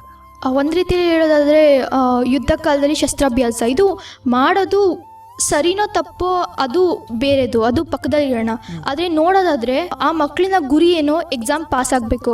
ಅವರು ಯುದ್ಧ ಕಾಲದಲ್ಲಿ ಶಸ್ತ್ರಾಭ್ಯಾಸ ಮಾಡ್ತೀನಿ, ಒಂದು 2-3 ತಿಂಗಳು ಗ್ಯಾಪ್ ಇದೆ ಅಂತ ಹೇಳ್ಬಿಟ್ಟು 10th ಸಿಲೆಬಸ್ ಓದೋದಕ್ಕೆ ಶುರು ಮಾಡಿದ್ರು ಮೊದಲೇ ಏನಾದರೂ ಕೇಳಿರ್ತಾರೆ ಅಲ್ವಾ, ಅದನ್ನು ಯೂಸ್ ಮಾಡ್ಕೊಂಡು ಕಲ್ತ್ರೂ ಸಹ ಅವ್ರು ಆರಾಮಾಗಿ ಪಾಸ್ ಆಗ್ಬೋದು. ಅವ್ರ ಗುರಿ ಏನಿತ್ತು ಎಕ್ಸಾಮ್ನ ಪಾಸ್ ಮಾಡಬೇಕು, ಅವರು ಆ ರೀತಿ ಲಾಸ್ಟ್ ಮೂಮೆಂಟಲ್ಲಿ ಕುತ್ಕೊಂಡು ಓದೋದನ್ನು ಪಾಸ್ ಮಾಡ್ಬೋದು. ಆದರೂ ಒಂದು ರೀತಿ ಸರಿನೇನೆ, ಅದರಲ್ಲೇನು ತಪ್ಪಿರೋದಿಲ್ಲ. ಆದರೆ ಅವರು ಓದ್ತಿರೋ ಒಂದು ಪರ್ಪಸ್ನ ಮರೆತು ನಾವು ಓದ್ತಿರೋದೇ ಕಲಿಯೋದಕ್ಕೋಸ್ಕರ, ಎಕ್ಸಾಮ್ ಪಾಸ್ ಮಾಡೋದಕ್ಕಲ್ಲ. ಈ ಒಂದು ಮೈಂಡ್ಸೆಟ್ ಇಲ್ದಿರೋದ್ರಿಂದನೇ ಮಕ್ಕಳು ಅವರ ಸ್ಕೂಲ್ ಡೇಸ್ನ ವೇಸ್ಟ್ ಮಾಡ್ಕೊತಾರೆ, ಬಂದು ಸುಮ್ಮನೆ ಆಟ ಆಡ್ಕೊಂಡು ಹರಟೆ ಹೊಡ್ಕೊಂಡು ಈ ರೀತಿ ಕಾಲನೆಲ್ಲ ವ್ಯರ್ಥ ಮಾಡಿಬಿಡ್ತಾರೆ. ಸೊ ಅವರ ತಲೆಯಲ್ಲಿ ನಾನು ಕಲಿಬೇಕು ಅನ್ನೋ ಒಂದು ಮನಸ್ಥಿತಿ ಇದ್ಬಿಟ್ಟಿದ್ದೆ. ಅವ್ರು ವರ್ಷ ಶುರುವಾದಾಗ್ಲಿಂದನೇ ಅವ್ರು ಓದ್ಕೊಂಡು ಬಂದಿರೋರು. ಸೊ ನಾನು ಕಲಿಬೇಕು ಅನ್ನೋ ಮನಸ್ಥಿತಿ ಇದ್ದು ಕಲಿತಾನೆ ಲಾಸ್ಟಲ್ಲಿ 2-3 ತಿಂಗಳು ಗ್ಯಾಪ್ ಇದ್ದು ನಾನು ಕಲಿತೀನಿ ಅಂತ ಕೂತಾಗ ಅದು ತಪ್ಪಾಗುತ್ತೆ. ಅದು ಅವರ ಗುರಿ ಮೇಲೆ ಡಿಪೆಂಡ್. ಅವ್ರ ಎಜುಕೇಷನ್ ಫೀಲ್ಡ್ ಅಂದರೆ ನಾನು ಎಜುಕೇಷನಲ್ಲಿ ಮುಂದುವರಿಯಲ್ಲ, ಬೇರೆ ಏನಾದರೂ ಮಾಡ್ತೀನಿ ಅಂತಂದರೆ ಅದು ಮಾಡ್ಕೊಳ್ಳಿ. ಅವ್ರು ಎಕ್ಸಾಮ್ ಪಾಸ್ ಆಗೋದು ಇಂಪಾರ್ಟೆಂಟ್ ಅವ್ರಿಗೆ. ಸೊ ಅದೊಂದು ಇಟ್ಕೊಂಡು ಲಾಸ್ಟಲ್ಲಿ ಮಾಡ್ಕೋತಾರೆ. ಬಟ್ ನಾನು ಕಲಿತು ನಾನು ಮುಂದೆ ಎಜುಕೇಷನಲ್ಲೇ ಏನಾದರೂ ಮಾಡ್ತೀನಿ ಅನ್ನೋ ಸ್ಟೂಡೆಂಟ್ಸ್ಗಳು ಏನಿರ್ತಾರಲ್ಲ, ಅವ್ರಿಗೆ ಅವರು ಕಲಿಕೆ ಅನ್ನೋದ್ರ ಮೇಲೆ ಗಮನ ಕೊಟ್ಟು ಅವರ ಹ್ಯಾಬಿಟ್ಸ್ಗಳಾಗಿರ್ಬೋದು, ಅವರ ಏನೇನು ಅಭ್ಯಾಸಗಳು ಇಟ್ಕೊಂಡಿದೆ ಅದನ್ನೆಲ್ಲ ಬದಲಿಸ್ಕೊಂಡು ವರ್ಷ ಶುರುವಾದಾಗ್ಲಿಂದನೇ ಓದ್ಕೋಬೇಕಿತ್ತು. ಸೊ ಅದು ಒಂದು ರೀತಿಯಲ್ಲಿ ತಪ್ಪಾಗುತ್ತೆ. ಈಗ ಪ್ರತಿಯೊಂದು ವಿಷಯದ ಪರೀಕ್ಷೆಗೂ ಕೂಡ ತಮಗೆ ರಜಾ ಸಿಗ್ತಾ ಇತ್ತು ಒಂದೊಂದು ವಿಷಯಕ್ಕೂ. ಆ ರಜಾ ದಿನಗಳನ್ನು ಯಾವ ರೀತಿ ಉಪಯೋಗಿಸ್ಕೊಳ್ತಾ ಇದ್ರಿ? ಮೊದಲನೇದಾಗಿ ವರ್ಷ ಪೂರ್ತಿ ಏನು ಓದಿರ್ತೀವಿ ಅಲ್ವಾ, ಸೊ 10th ಸಿಲೆಬಸ್ ಅಂದರೆ ಅಷ್ಟೊಂದೇನು ದೊಡ್ಡದಿಲ್ಲ PUC ಕಂಪೇರ್ ಮಾಡಿಕೊಂಡ್ರೆ. ಸೊ ಲಿಮಿಟೆಡ್ ಆಗಿದೆ, ಬೇಗ ಮುಗಿಸ್ಬೋದು. ವರ್ಷ ಪೂರ್ತಿಯಿಂದ ಅಂದರೆ ವರ್ಷದ ಶುರುವಿಂದ ಚೆನ್ನಾಗಿ ಓದಿದ್ರಿಂದ ಎಲ್ಲ ಕಾನ್ಸೆಪ್ಟ್ ಆಲ್ಮೋಸ್ಟ್ ತಲೆಯಲ್ಲಿತ್ತು. ಸೊ ಆಲ್ಮೋಸ್ಟ್ ಮ್ಯಾಕ್ಸಿಮಮ್ ಅಂತಂದರೆ 3 ದಿನ ರಜೆ ಸಿಗ್ತಿತ್ತು ಒಂದೊಂದು ಸಬ್ಜೆಕ್ಟ್ ಗ್ಯಾಪ್ಗೂ ಸಹ. ಸೊ ಸ್ಟಾರ್ಟಿಂಗಿಂದ ಎಂಡ್ವರೆಗೆ ರಿವಿಷನ್ ಮಾಡೋದು ಅಥವಾ ಏನೇನು ಕ್ವಶನ್ಸ್ಗಳು ಕೇಳ್ಬೋದು, ಅದೊಂಥರ ಕ್ವಶನ್ ಬ್ಯಾಂಕ್ಸ್ಗಳು ಬರ್ತವೆ. ಸೊ ಅದರಿಂದ ಸಾಲ್ವ್ ಮಾಡ್ತಿದ್ದಾಗ ಅದೊಂಥರ ಕಾನ್ಫಿಡೆನ್ಸ್ ಹೆಚ್ಚಾಗುತ್ತೆ. ಈ ರೀತಿ ಯಾವುದೇ ಕ್ವಶನ್ ಕೊಟ್ಟರು ಸಹ ನಾನು ಮಾಡ್ಬೋದು ಅಂತ. ಸೊ ನಾನು ಅದನ್ನೇ ಸಹ ಮಾಡ್ತಿದ್ದೆ. ಮತ್ತು ಸ್ಯಾಂಪಲ್ ಪೇಪರ್ಸ್ನ ಟೈಮರ್ ಇಟ್ಕೊಂಡು ಮಾಡೋದಾಗಿರಬಹುದು. ಸೊ ಅದರಿಂದ ಎಕ್ಸಾಮಲ್ಲಿ ಟೈಮ್ ಮ್ಯಾನೇಜ್ಮೆಂಟ್ ಮಾಡೋದಕ್ಕೆ ತುಂಬ ಹೆಲ್ಪ್ಫುಲ್ ಆಗುತ್ತೆ. ನನ್ನ ಮ್ಯಾಥಮೆಟಿಕ್ಸ್ ಫಸ್ಟ್ ಪೇಪರ್ ಮ್ಯಾಥಮೆಟಿಕ್ಸ್ ಇತ್ತು. ಫಸ್ಟ್ ಪೇಪರ್ಗೆ ನಾನು ರೀತಿ ಟೈಮರ್ ಹಾಕೊಂಡು ನಾನು ಪ್ರಾಕ್ಟೀಸ್ ಮಾಡಲಿಲ್ಲ. ಮತ್ತು ಲಾಸ್ಟ್ ಮೂಮೆಂಟಲ್ಲಿ ನಾನು ಯಾವ ಸೆಕ್ಷನಿಂದ ಅಟೆಂಡ್ ಮಾಡಬೇಕು ಅಂತ ಅಂದ್ಕೊಂಡಿದ್ದೆ, ನಾನು ಚೇಂಜ್ ಮಾಡಿಬಿಟ್ಟು ಬರೆಯೋದಕ್ಕೆ ಟ್ರೈ ಮಾಡಿದೆ. ಸೊ ಅದೊಂದು ಕಾರಣದಿಂದ ನನ್ನ ಮ್ಯಾಥಮೆಟಿಕ್ಸಲ್ಲಿ ಕಡಿಮೆ ಅಂಕ ಆಯಿತು. ಬಟ್ ನೆಕ್ಸ್ಟ್ ಇಂಗ್ಲೀಷ್ ಎಕ್ಸಾಮ್ ಇತ್ತು. ಇಂಗ್ಲೀಷ್ ಪರೀಕ್ಷೆಗೆ ಅದೊಂಥರ ನಾನು ಸ್ವಲ್ಪ ಅಲರ್ಟ್ ಆಗಿಬಿಟ್ಟಿದ್ದೆ. ಟೈಮರ್ ಹಾಕ್ಕೊಂಡು ನಾನು ಯಾವ ಸೆಕ್ಷನಿಂದ ಹೆಂಗೆ ಅಟೆಂಡ್ ಮಾಡಬೇಕು ಅದನ್ನು ಸ್ಟಾರ್ಟಿಂಗಿಂದ ಅರ್ಥ ಮಾಡಿಕೊಂಡು ಎಲ್ಲ ರಿವೈಸ್ ಮಾಡಿಕೊಂಡು ಟೈಮರ್ ಇಟ್ಕೊಂಡು ಪ್ರಾಕ್ಟೀಸ್ ಮಾಡಿದೆ. ಸೊ ಅದಕ್ಕೆ ಇಂಗ್ಲೀಷಲ್ಲಿ 100ಕ್ಕೆ 100 ಅಂಕ ಪಡೆದೆ ಕೂಡ. ಸೊ ಹಾಗಾಗಿ ನೀವು ಏನು ಪ್ರಾಕ್ಟೀಸ್ ಮಾಡಬೇಕು, ನಿಮಗೆ ಪಾಠನ ಅರ್ಥ ಮಾಡ್ಕೊಳ್ಳೋದಕ್ಕಿಂತ ಹೆಚ್ಚಾಗಿ ನೀವು ಪೇಪರ್ನ ಹೆಂಗೆ ಬರೀತೀರಾ ಅದನ್ನು ಸಹ ನೀವು ಪ್ರಾಕ್ಟೀಸ್ ಮಾಡಬೇಕು. ಸೊ ನಾನು ಕೂಡ ಅದನ್ನೇ ಮಾಡಿದ್ದು ಗ್ಯಾಪ್ ಡೇಸಲ್ಲಿ. ಹಾಗಿದ್ರೆ ಎಲ್ಲ ವಿಷಯಗಳ ಪರೀಕ್ಷೆಗಳು ಮುಗಿಯುತ್ತೆ, ಕೆಲವೇ ದಿನಗಳಲ್ಲಿ ಫಲಿತಾಂಶದ ದಿನಾಂಕ ಕೂಡ ನಿಗದಿಯಾಗುತ್ತೆ. ಫಲಿತಾಂಶ ಪ್ರಕಟ ಆಗೋಕ್ಕೂ ಮುಂಚೆ ತಮ್ಮ ಒಂದು ನಿರೀಕ್ಷೆ ಹೇಗಿತ್ತು? ತಾವು ಎಷ್ಟು ಶೇಕಡದೊಂದಿಗೆ ಉತ್ತೀರ್ಣರಾಗ್ಬೋದು ಅಂತ ತಮ್ಮಲ್ಲಿ ನಿರೀಕ್ಷೆ ಇತ್ತು? ನನಗೆ ಹೇಳಬೇಕು ಅಂತಂದರೆ ನಾನು ಪೇಪರ್ ಏನು ಬರ್ತಿದ್ದೆ ಆ ಒಂದು ಇದರಿಂದ ನಾನು 97, 98, 99 ಈ ರೇಂಜಲ್ಲಿ ಬರಬಹುದೇನೋ ಅಂತ ಅದೊಂದು ನಿರೀಕ್ಷೆ ಇತ್ತು. ಬಟ್ ಅದು ಏನೋ ಹೇಳ್ತಾರೆ, ನನಗೆ ಕನ್ನಡದಲ್ಲಿ ಮತ್ತು ಸೋಷಿಯಲ್ ಸೈನ್ಸ್ ಎರಡು ಒಂದು ವಿಷಯಗಳಲ್ಲಿ ಸ್ವಲ್ಪ ಅಂಕ ಕಡಿಮೆ ಆಯಿತು ಅಂತ ಅನ್ನಿಸ್ತು. ಕನ್ನಡದಲ್ಲಿ ಸ್ವಲ್ಪ ಬರೆಯೋದ್ರಲ್ಲಿ ಮಿಸ್ಟೇಕ್ ಮಾಡೋದು ಜಾಸ್ತಿ ನಾನು. ಸೊ ಅದರಿಂದ ಒಂದು ಮಾರ್ಕ್ಸ್ ಹೋಗಿರಬಹುದೇನೋ ಅಥವಾ ಸೋಷಿಯಲ್ ಸೈನ್ಸಲ್ಲಿ ಏನೋ ಇದಾಗಿರ್ಬೋದೇನೋ ಅಂತ. ಸೊ ನಿರೀಕ್ಷೆ 97, 98, 99 ಈ ರೇಂಜಲ್ಲಿ ಒಂದಿತ್ತು ನನಗೆ. ಸೊ ಕಡಿಮೆ ಆಗಿದ್ದರಿಂದ ಸ್ವಲ್ಪ ಬೇಜಾರು ಸಹ ಆಯಿತು. ಬಟ್ ರಿಸಲ್ಟ್ ಬರೋಕ್ಕಿಂತ ಮುಂಚೆ ಒಂದು ಸ್ವಲ್ಪ ಏನೋ ಅಂತಾರಲ್ಲ, ನಾನು ಪರಿಶ್ರಮ ಪಟ್ಟಿದ್ದೀನಿ, ನನ್ನ ಕೈಲಿ ಏನಾಗಿತ್ತು ಅದನ್ನು ನಾನು ಮಾಡಿದ್ದೀನಿ, ಎಕ್ಸಾಮ್ನ ನೀಟಾಗಿ ಬರ್ತಿದ್ದೀನಿ. ಸೊ ಅದೊಂಥರ ಏನೋ ಹೇಳ್ತಾನೆ, ಮನಸ್ಸಲ್ಲಿ ಒಂಥರ ನೆಮ್ಮದಿ ಥರ ಇತ್ತು, ಸ್ಯಾಟಿಸ್ಫ್ಯಾಕ್ಷನ್ ಥರ. ಇವಾಗ ನನಗೆ ಏನು ಮಾರ್ಕ್ಸ್ ಬಂದರೂ ನಾನು ರಿಸೀವ್ ಮಾಡ್ಕೊಳ್ಳೋದಕ್ಕೆ ತಯಾರಾಗಿದ್ದೀನಿ. ಹೇಗೆ ಅಂತಂದರೆ ಅದನ್ನ ನಾನು ಚೇಂಜ್ ಮಾಡೋದಕ್ಕೂ ಆಗಲ್ಲ, ನಾನು ಹಿಂದೆ ಹೋಗ್ಬಿಟ್ಟು ಬದಲಿಸೋದಕ್ಕೂ ಆಗಲ್ಲ. ಸೊ ಅದೊಂಥರ ಏನೋ ಸ್ಟೇಬಲ್ ಮೈಂಡ್ಸೆಟ್ ಇತ್ತು, ಏನಾದರೂ ಸರಿ ಬಂದಿದ್ದನ್ನು ಅಕ್ಸೆಪ್ಟ್ ಮಾಡ್ಕೊತೀನಿ ಅಂತ. ಸೊ ಅದರಿಂದ ಭಯ ಆಗಿರ್ಬೋದು ಆ ರೀತಿ ಏನೂ ಇರಲಿಲ್ಲ. ಬಟ್ ರಿಸಲ್ಟ್ ನೋಡಿದ ತಕ್ಷಣ ಸ್ವಲ್ಪ ಒಂದು ಕಡೆ ನಿರೀಕ್ಷೆ ಸುಳ್ಳಾಯ್ತಲ್ಲ ಅಂತ ಒಂದು ಸ್ವಲ್ಪ ಬೇಜಾರು ಆಯಿತು. ಬಟ್ ಇಷ್ಟಾದರೂ ಬಂದಿದೆಯಲ್ಲ ಅಂತ ಖುಷಿನೂ ಸಹ ಆಯಿತು. ಅಂದರೆ ಶಾಲೆಗೆ ಇದುವರೆಗೂ ಪಡ್ಕೊಂಡಿರೋಂಥ ಅಂಕಗಳನ್ನು ತಾವು ಪ್ರಥಮವಾಗಿ ಪಡ್ಕೊಂಡು ಶಾಲೆಗೆ ಪ್ರಥಮ ಸ್ಥಾನವನ್ನು ಬಂದ್ರಿ.